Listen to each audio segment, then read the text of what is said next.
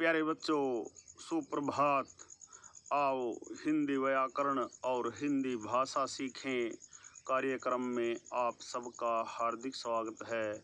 प्यारे बच्चों, आज हम NCERT द्वारा कक्षा 7वीं के पाठ्यक्रम में शामिल कंचा नामक पाठ का सार अथवा सारांश तथा इसके अभ्यास के महत्वपूर्ण प्रश्न उत्तर सीखने का प्रयास करेंगे। प्यारे बच्चों, आइए सबसे पहले कंचा नामक पाठ का सार अथवा सारांश जानते हैं। प्यारे बच्चों, कंचा कहानी हिंदी की पाठ्य पुस्तक वसंत भाग 2 में संकलित है। इसके लेखक मलयालम कवि टी पद्मनाभन हैं। कंचा कहानी मूल रूप से मलयालम भाषा में लिखी गई है। कंधे पर बस्ता लटकाए अप्पू अपने आप में मस्त विद्यालय की ओर जा रहा था। सियार और कौवा की कहानी उसके दिमाग में चल रही थी। सियार ने कौवे से कहा, प्यारे कौवे, एक गाना गाओ, मन तुम्हारा गाना सुनने के लिए बेचैन हो रहा है। कौवे ने गाने के लिए मुंह खोला तो उसके मुंह में दबी रोटी का टुकड़ा नीचे गिर गया। सियार रोटी का टुकड़ा उठाकर भाग गया। अप्पू सोचकर हंस दिया, बुद्धू कौवा सियार की चालाकी भी न समझ पाया।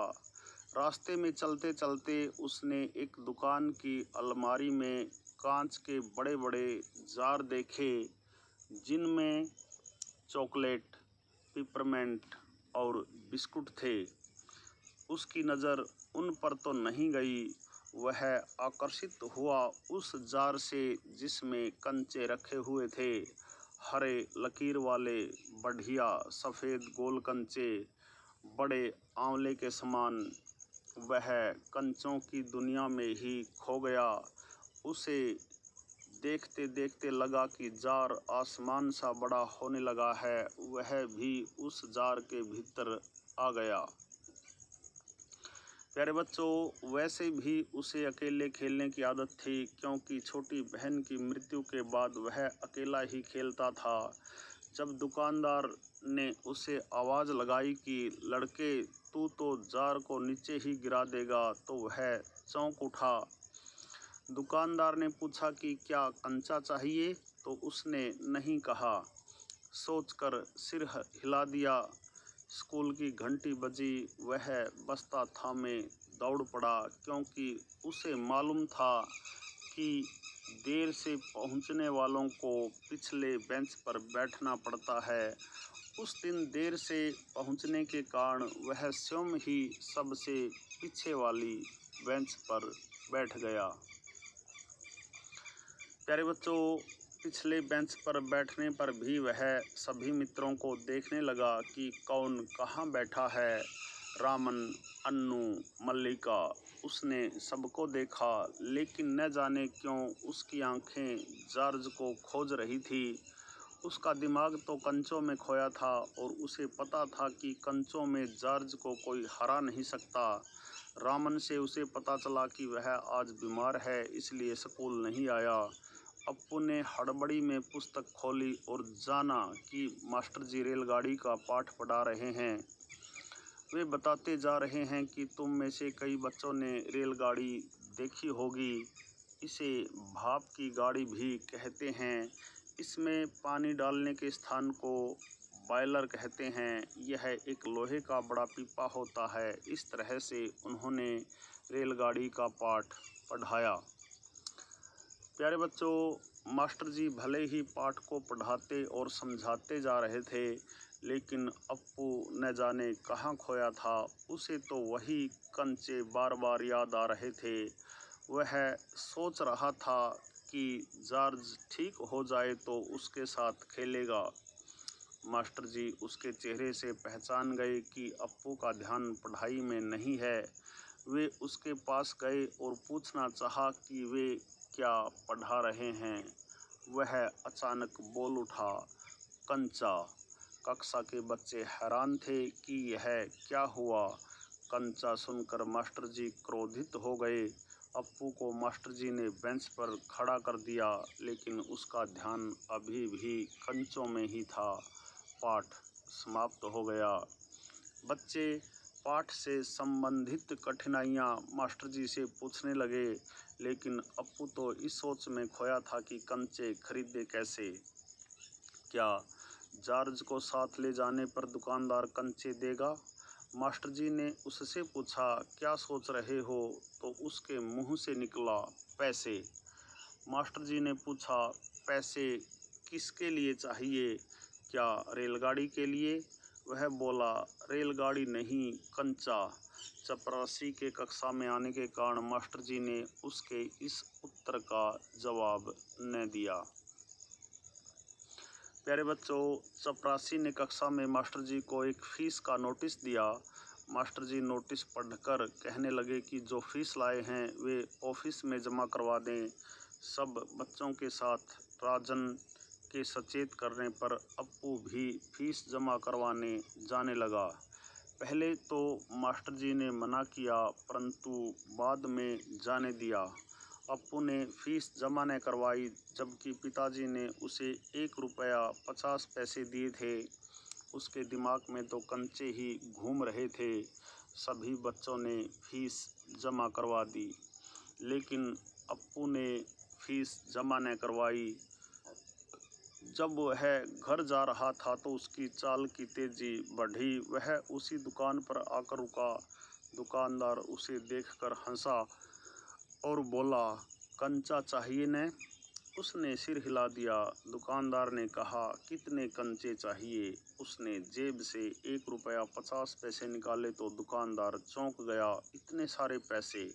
साथ ही दुकानदार ने अपने आप में यह अंदाज़ा भी लगा लिया कि सब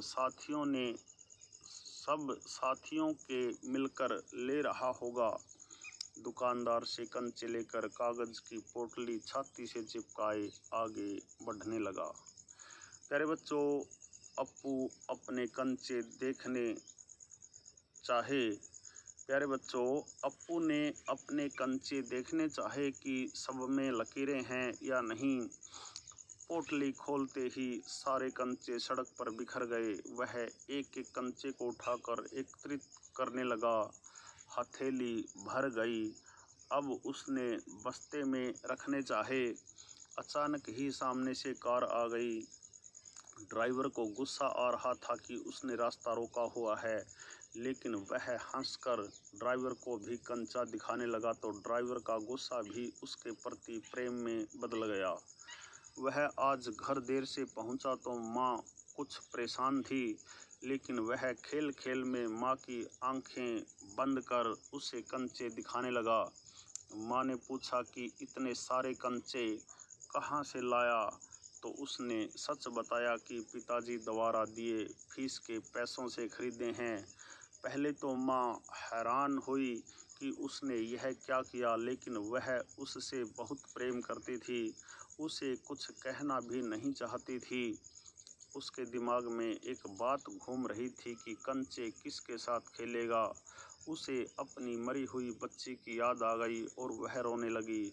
अप्पू को लगा कि माँ को कंचे पसंद नहीं आए। वह कहने लगा, माँ ये कंचे बुरे हैं ना? लेकिन माँ कहने लगी, नहीं, अच्छे हैं।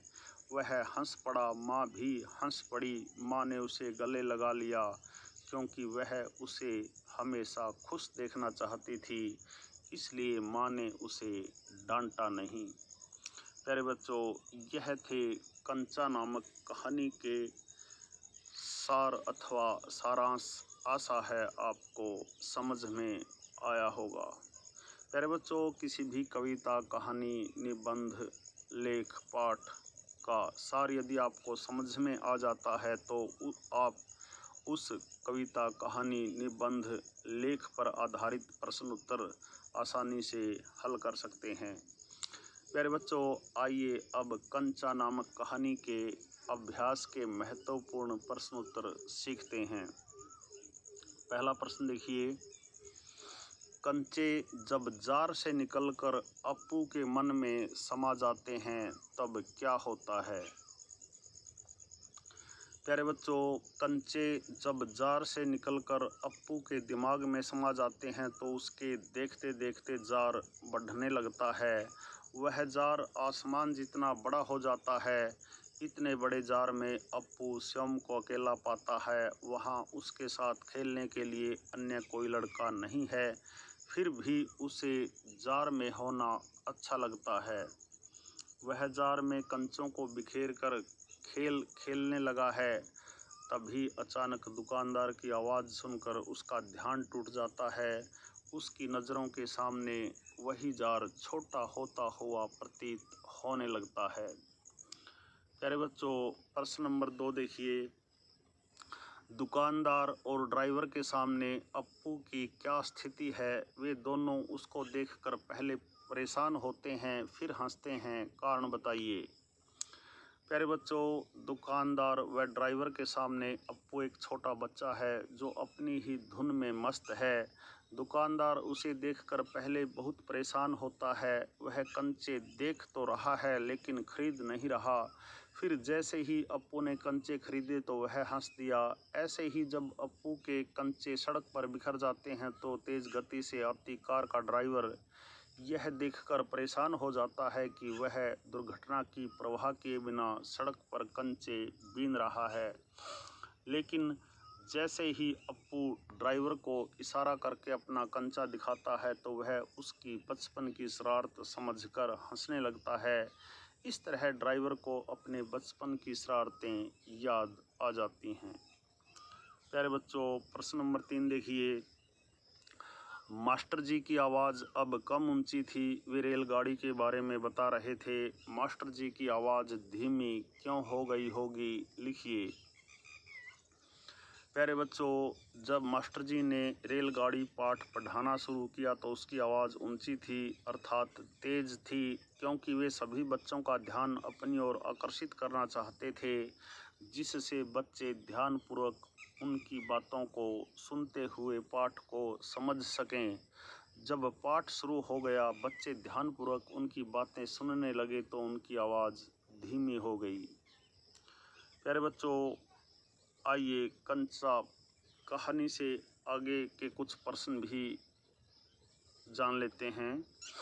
कंचे, गिल्ली डंडा, गेंद तड़ी जैसे गली मोहल्लों के कई खेल ऐसे हैं जो बच्चों में बहुत लोकप्रिय हैं। आपके इलाके में ऐसे कौन कौन से खेल खेले जाते हैं, उनकी एक सूची बनाइए। प्यारे बच्चों, हमारे इलाके में football, cricket, volleyball, badminton, kho kho आदि खेल अधिक खेले जाते हैं। प्रश्न नंबर 2 देखिए। किसी एक खेल को खेले जाने की विधि को अपने शब्दों में लिखिए। प्यारे बच्चों, क्रिकेट खेलने की विधि इस प्रकार है। क्रिकेट का मैच 2 टीमों के बीच होता है। दोनों टीमों में 11-11 खिलाड़ी होते हैं। एक टीम बल्लेबाजी करती है तो दूसरी टीम गेंदबाजी व क्षेत्र रक्षण करती है। इस खेल में 3 निर्णायक होते हैं, 2 मैदान में और एक दूर बैठकर कैमरे से निरीक्षण करता है। इस खेल में बल्लेबाज जीतने के लिए रन बनाते हैं। खिलाड़ी 1 रन, 2 रन, चौका व छक्का मारकर रनों की संख्या बढ़ाते हैं। दोनों टीमें बारी बारी से खेलती हैं। जो टीम अधिक रन बनाती है वह जीत जाती है। प्यारे बच्चों, कंचा पाठ का अनुमान और कल्पना पर आधारित कुछ प्रश्न और देख लीजिए। जब मास्टर जी अप्पू से सवाल पूछते हैं तो वह कौन सी दुनिया में खोया हुआ था? क्या आपके साथ भी कभी ऐसा हुआ है कि आप किसी दिन क्लास में रहते हुए भी क्लास से गायब रहे हों? ऐसा क्यों हुआ और आप पर उस दिन क्या गुजरी? अपने अनुभव बताइए। प्यारे बच्चों, जब मास्टर जी कक्षा में रेलगाड़ी का पाठ पढ़ा रहे थे तो अप्पू तो कंचों की दुनिया में खोया था। उसका ध्यान मास्टर जी के द्वारा पढ़ाए जाने वाले पाठ में बिल्कुल न था। बात पिछले वर्ष की है। मेरा जन्मदिन था। घर में सब रिश्तेदार आए थे। माँ ने मुझे उस दिन विद्यालय भेज दिया क्योंकि गणित का पेपर था। परीक्षा देने के बाद विज्ञान की क्लास का ध्यान ही नहीं रहा। जबकि विज्ञान की अध्यापिका पढ़ा रही थी, मेरे दिमाग में कुछ नहीं आ रहा था क्योंकि मेरी आंखों के आगे तो घर का माहौल छाया था। इतने में अध्यापिका मेरे पास आई और पूछा कि तुम्हें प्रश्न समझ आ गया तो मैंने हाँ में उत्तर दे दिया, लेकिन बहुत शर्म आई जब उन्होंने कहा कि तुम पढ़ क्या रहे हो, पुस्तक तो तुम्हारी उल्टी पड़ी है। सच मुझे बहुत शर्म आई। मैंने खड़े होकर सच अध्यापिका को अपने जन्मदिन की तैयारी की बात बताई तो वे हंसने लगी और मुझे जन्मदिन मुबारक कहकर बिठा दिया। प्यारे बच्चों, आप कंचा पाठ को क्या शीर्षक देना चाहेंगे? मेरे हिसाब से कंचा कहानी का शीर्षक कंचों की दुनिया या सपनों की दुनिया भी हो सकता है। गुल्ली डंडे और क्रिकेट में कुछ समानता है और कुछ अंतर बताइए, कौन सी समानताएं और क्या अंतर है? गुल्ली डंडा और क्रिकेट में निम्नलिखित समानताएं और अंतर हैं। गुल्ली डंडा और क्रिकेट में समानता। प्यारे बच्चों, गुल्ली डंडा और क्रिकेट में दो दो टीमें रहती हैं। गुल्ली डंडा और क्रिकेट दोनों खेल सहयोग की भावना पर आधारित होते हैं। गुल्ली डंडा और क्रिकेट दोनों खेल खुली जगह पर खेले जाते हैं। गुल्ली डंडा और क्रिकेट दोनों खेलों में हार जीत निश्चित होती है। गुल्ली डंडा और क्रिकेट में असमानता। प्यारे बच्चों, क्रिकेट निश्चित समय में खेला जाता है, जबकि गुल्ली डंडा का कोई निश्चित समय नहीं होता। गुल्ली और डंडा दोनों लकड़ी के होते हैं, जबकि क्रिकेट में बल्ला लकड़ी का और गेंद चमड़े की होती है।